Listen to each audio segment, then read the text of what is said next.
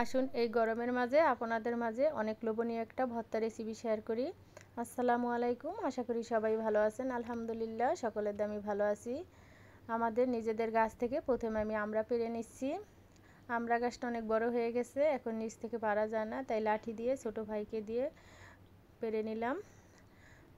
অনেকগুলো আমড়া পারছি, কামরাঙ্গা পারছি, পেয়ারা পারছি, এগুলো সব আমাদের নিজেদের গাছের। আমি এগুলো কল থেকে ধুয়ে এনেছি, ধোয়াটা ভিডিও করা হয়নি। এখন আমি এক এক করে সব কিছু বটি দিয়ে কেটে নেব। প্রথমে আমি বটি দিয়ে আমড়া ছিলে নিচ্ছি। আজ আমি নিজ হাতে সব কিছু কেটে তারপরে নিজ হাতে ভর্তা বানাবো আর আপনাদের সাথে শেয়ার করব। আশা করি ভালো লাগবে, সাথে থাকবেন, পুরো ভিডিওটা দেখবেন। যদি আমার ভিডিওটা ভালো লেগে থাকে তাহলে লাইক কমেন্ট শেয়ার করবেন, সবাই আমার জন্য দোয়া করবেন।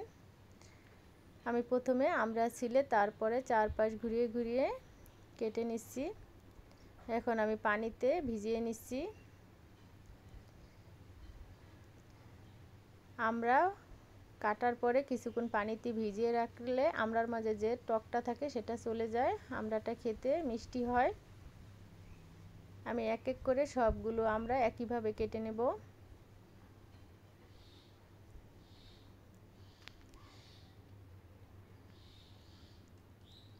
আমড়া, কামরাঙ্গা, পেয়ারা আমি সব কিছু একসাথে কেটে নেব এক এক করে।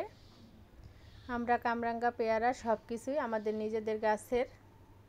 নিজেদের গাছের টাটকা ফল, খেতে কিন্তু বেশি ভালো লাগে।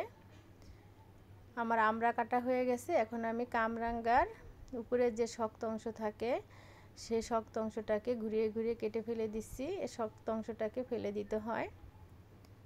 এখন আমরা কামরাঙ্গা, পেয়ারা আমি একসাথে সব কিছু ধুয়ে নিচ্ছি।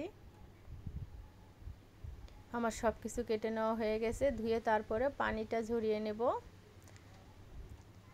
এখন আমি কামরাঙ্গাগুলো পাতলা পাতলা করে চাকচাক করে কেটে নিচ্ছি এক এক করে। কামরাঙ্গা কাটা হয়ে গেছে, আমড়া কাটা হয়ে গেছে। এখন আমি পেয়ারাগুলো ছোট ছোট করে টুকরো করে একটু পাতলা করে কেটে নিচ্ছি। আমড়া, কামরাঙ্গা, পেয়ারা সব কিছুই কাটা হয়ে গেছে। এখন আমি একসাথে ভর্তা মেখে নেব। প্রথমে আমি ভর্তা মাখার জন্য দিয়ে দিলাম মরিচের গুঁড়া।